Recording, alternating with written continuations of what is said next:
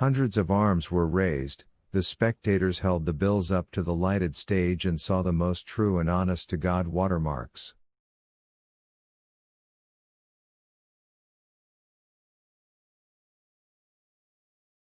The smell also left no doubts, it was the incomparably delightful smell of freshly printed money.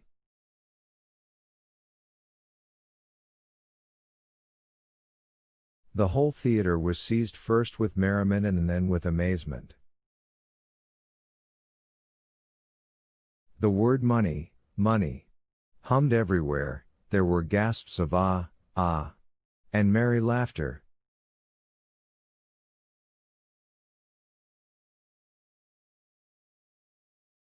One or two were already crawling in the aisles, feeling under the chairs.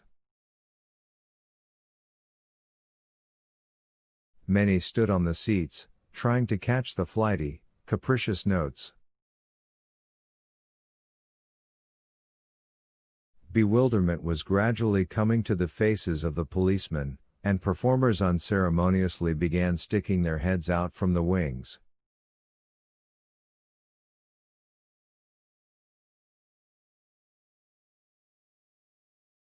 In the dress circle a voice was heard, "What are you grabbing at?" "It's mine, it flew to me." And another voice, "Don't shove me, or you'll get shoved back." And suddenly there came the sound of a whack. At once a policeman's helmet appeared in the dress circle, and someone from the dress circle was led away.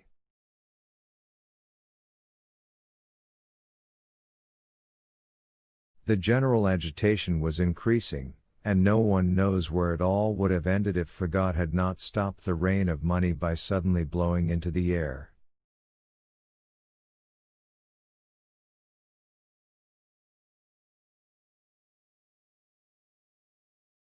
Two young men, exchanging significant and merry glances, took off from their seats and made straight for the buffet.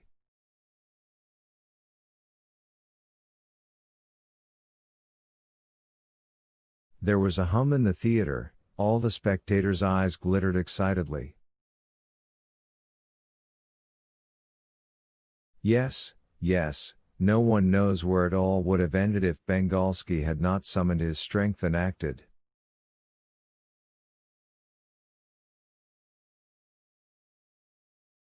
Trying to gain better control of himself, he rubbed his hands, as was his custom, and in his most resounding voice spoke thus.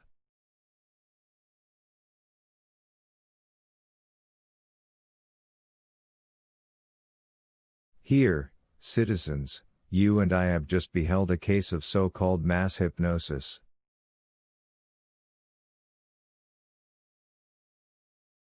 A purely scientific experiment, proving in the best way possible that there are no miracles in magic.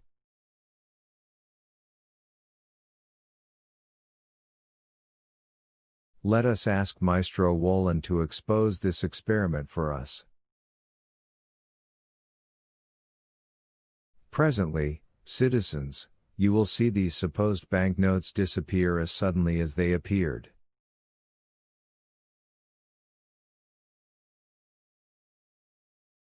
Here he applauded, but quite alone, while a confident smile played on his face, yet in his eyes there was no such confidence, but rather an expression of entreaty.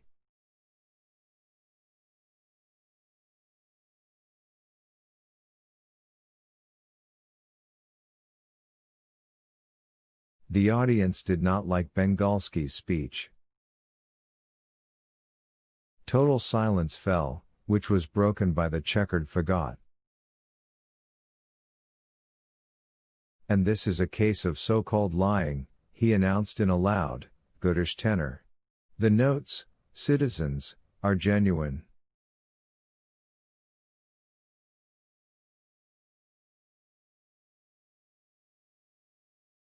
Bravo! A bass barked from somewhere on high.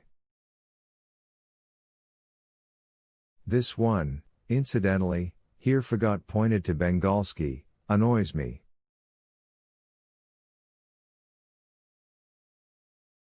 keeps poking his nose where nobody's asked him, spoils the essence with false observations.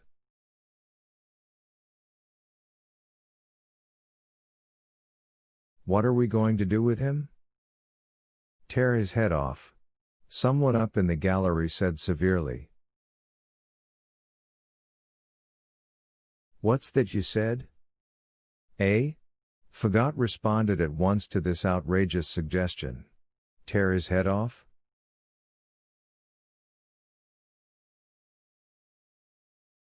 There's an idea. Behemoth. He shouted to the cat. Go to it? Ein, Savai, dry. And an unheard of thing occurred. The fur bristled on the cat's back, and he gave a rending meow. Then he compressed himself into a ball and shot like a panther straight at Bengalski's chest, and from there on to his head.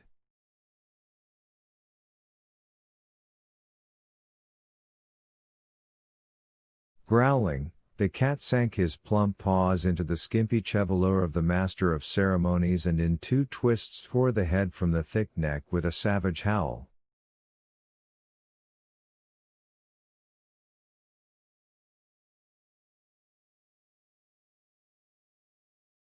The 2,500 people in the theater cried out as one.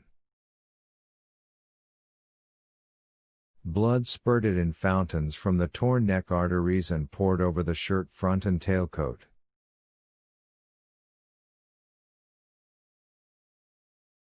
The headless body paddled its feet somehow absurdly and sat down on the floor. Hysterical women's cries came from the audience. The cat handed the head to Fagot, who lifted it up by the hair and showed it to the audience, and the head cried desperately for all the theater to hear.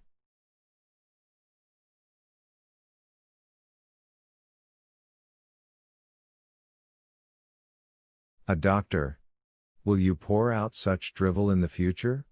Fagot asked the weeping head menacingly.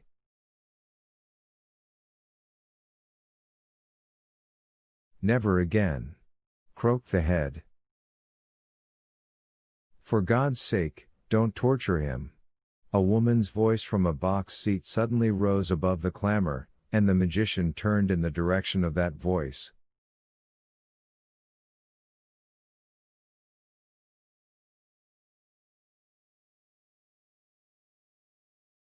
So, what then, citizens, shall we forgive him?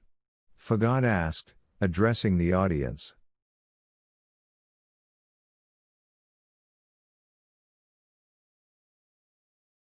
Forgive him, forgive him.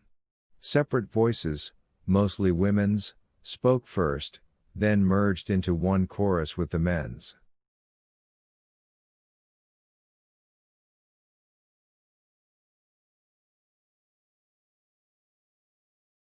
What are your orders, monsieur? Fagot asked the masked man. Well, now, the latter replied pensively, they are people like any other people.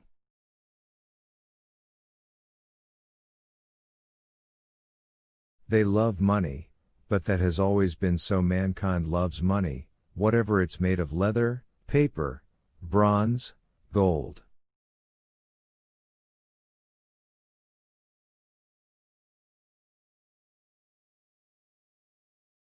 Well, they're light-minded. Well, what of it? Mercy sometimes knocks at their hearts. Ordinary people in general, reminiscent of the former ones, only the housing problem has corrupted them. And he ordered loudly, put the head on.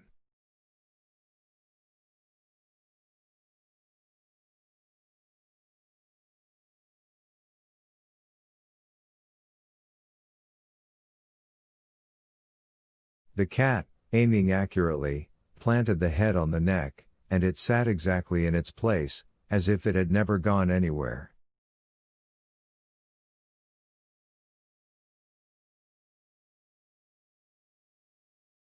Above all, there was not even any scar left on the neck. The cat brushed Bengalski's tailcoat and shirt front with his paws, and all traces of blood disappeared from them.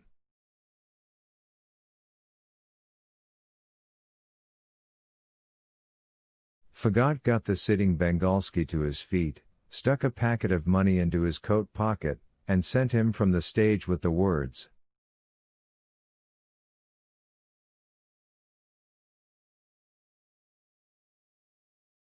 "Buzz off, it's more fun without you."